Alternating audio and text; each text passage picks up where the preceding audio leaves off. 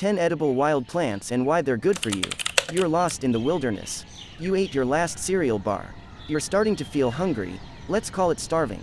You start to consider eating the first thing you could get your hands on, even edible wild plants. Sounds like a pretty dramatic scenario. What's the real story? Maybe you were just through hiking on a budget. Maybe the next village is several days away.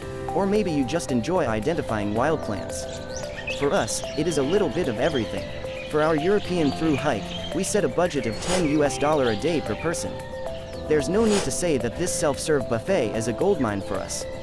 In addition, in every hiking trip, when every gram counts, finding food on the path is a blessing. Edible wild plants are everywhere you look and have many benefits. First, it's free food, but there's more. But before we continue to reveal our top 10 edible plants, don't forget to subscribe our channel for next tips and tricks to our survival channel. Eating wild plants is a big step towards self-sufficiency. What might be of particular interest when hiking?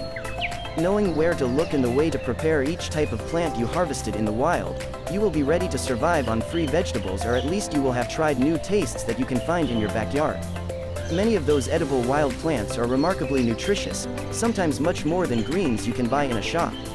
But how to choose what to eat? Some of those plants are not just edible, but have great health benefits, but others are toxic and can make you extremely ill or even kill you.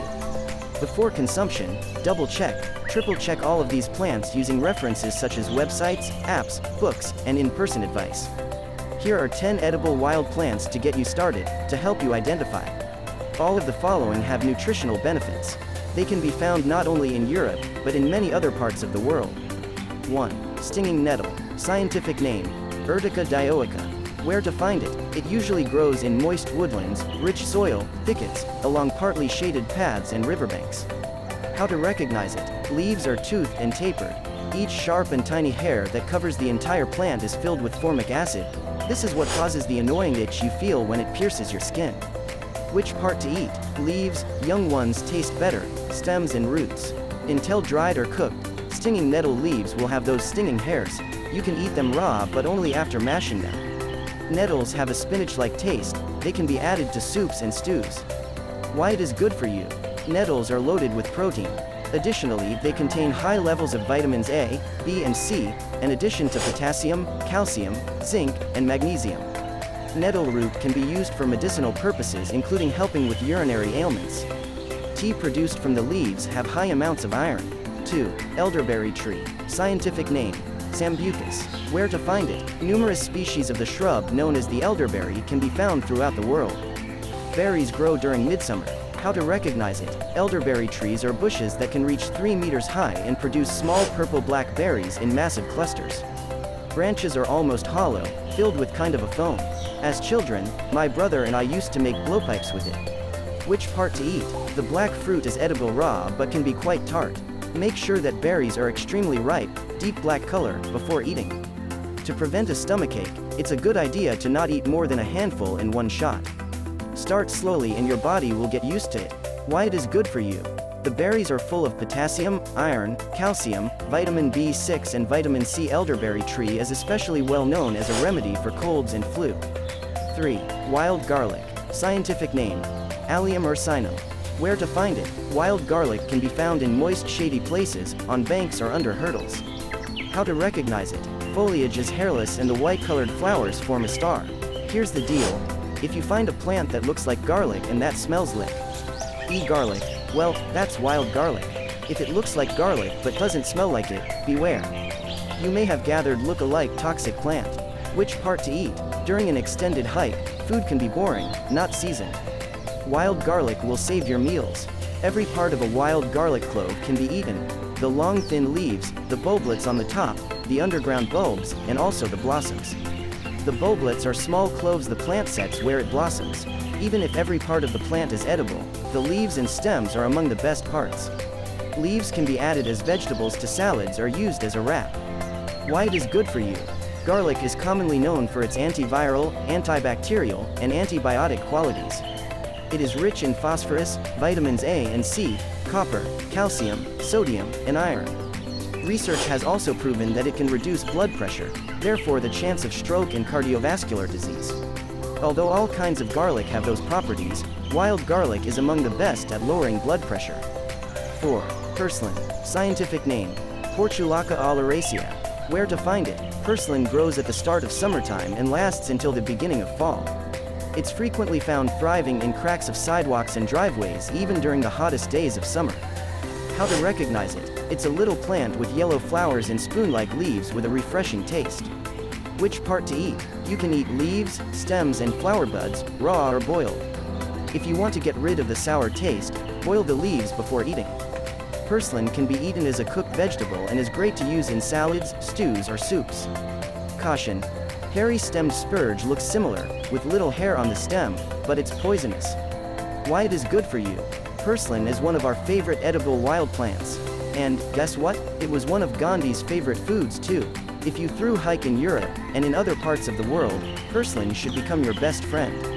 The leaves contains more omega-3 fatty acids than any other plant on Earth, which prevents heart attacks and strengthens the immune system.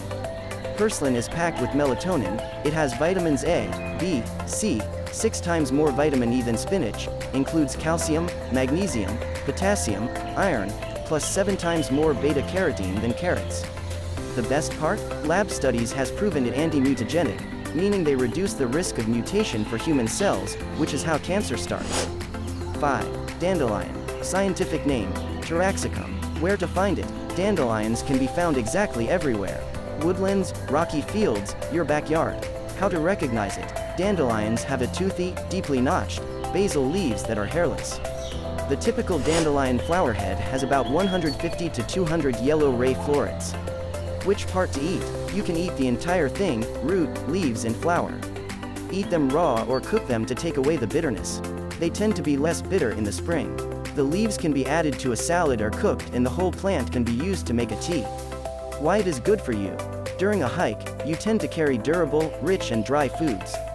Dandelion will help you regulate your digestive transit. It really is an amazing source of minerals, vitamins and antioxidants.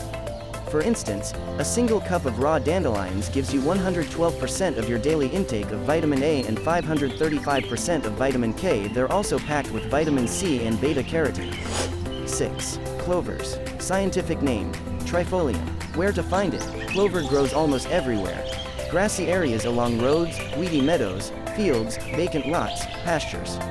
How to recognize it? Clover is easily identifiable, as it features a reddish or white round flower head made up of numerous tubular-shaped flowers. Stems have 3 leaves, 4 for the lucky ones, and may have a pale chevron on the upper side. Which part to eat? It's worth a few words of warning. Some people are allergic to clover and don't know it yet, so go easy at first until you know what to expect. Then, never ferment any part of clovers before eating it. Clover leaves are edible either totally fresh or totally dried, never in between.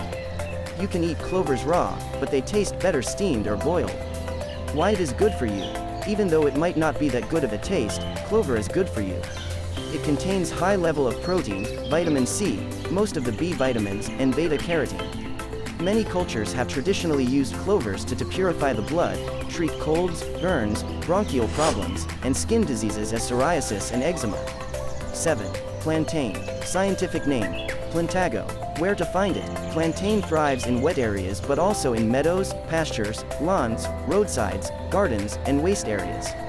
It can also survive in alpine areas. How to recognize it? It has green and egg-shaped leaves which have large stems that meet at the base. Long, slender, green and brown flowers grow from the base. Which part to eat? You can eat the entire plant.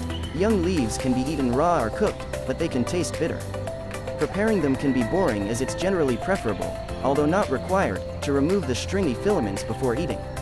Why it is good for you? Not only is this a vital edible wild plant for overall good health, this wild weed can be used to treat chronic diarrhea as well as digestive tract disorders. Broadleaf plantain is packed with nutrients and is safe to ingest. If a person chomps on some fresh leaves, these can be applied to the skin to treat minor burns, insect bites or open wounds. 8. Wild carrot. Scientific name: Daucus carota. Where to find it? It is found in dry fields, meadows, waste areas, roadsides and disturbed habitats. They are very hardy. How to recognize it? The white root that smells like carrot. Flat-topped umbel of white flowers, often with a solitary purple flower in the center. Which part to eat? Root is edible and tastes like carrots. The first-year roots are the best. Be very careful not to confuse wild carrot with other similar species, some of which are deadly poisonous. Make sure the root actually smells like carrots. Why it is good for you. Wild carrot acts as a diuretic and soothes the digestive tract. A wonderfully cleansing medicine, it supports the liver, stimulates the flow of urine and the removal of waste by the kidneys. 9. Wild asparagus. Scientific name: Asparagus officinalis. Where to find it? The vegetable that makes your pee smell funny can usually be found along ditch banks, riverbanks, in the woods, close to vine fields or next to railroad tracks. The good part? They grow it in gang. When there's one, there's plenty more. How to recognize it? Wild asparagus has a much thinner stalk than the grocery store variety. If you cut a stalk as close to the ground as possible, a new stalk will grow back. Which part to eat? Wild asparagus makes me feel at home when I am hiking for several days. It is a vegetable we are used to buying in a shop and eating when the spring comes, but it can also be found in the wilderness. Eat it raw or boil it like you would your asparagus at home. The female plants will eventually sport pretty red berries all over the ferny foliage. The berries are toxic, so don't eat them. Why it is good for you. It's a great source of vitamin C, potassium and vitamin B1 and B6. 10. Chicory. Scientific name: Cichorium intybus. Where to find it? It often stands alone in gravel areas, or open weedy fields. The flowers only open on a sunny day. How to recognize it? The entire plant can be eaten along with its bright blue flowers, which can be white or pink as well. At the base, leaves resemble dandelion leaves, then become alternately spaced and smaller as they grow higher up on the stem. Leaves are clustered at ground level at the top of a strong carrot-like root. The leaves look much like dandelion leaves, but are thicker and rougher. Which part to eat? Leaves and root. Although the flower is edible, it is very bitter. The young leaves are edible in salads, as are the blossoms. The roots can be boiled and eaten, though that may take several changes of water. Grind the roots as a coffee substitute. Why it is good for you. Chicory is well known for its toxicity to internal parasites, ease digestive problems, prevent heartburn, reduce arthritis pains, detoxify the liver and gallbladder, prevent bacterial infections, boost the immune system, and reduce the chances of heart diseases. This list of edible wild plants isn't exhaustive. There are many more wild plants that can be found, including nuts, berries, mushrooms. Stay tuned for a second post about more wild edible goods. Which one do you eat? How do you prepare it? We want to know your secret tips and grandmother's recipes. Add your comment on what you use. Thanks for watching our channel Survival Tips and Tricks. Don't forget to subscribe our channel and adding comment. See you back in a next episode.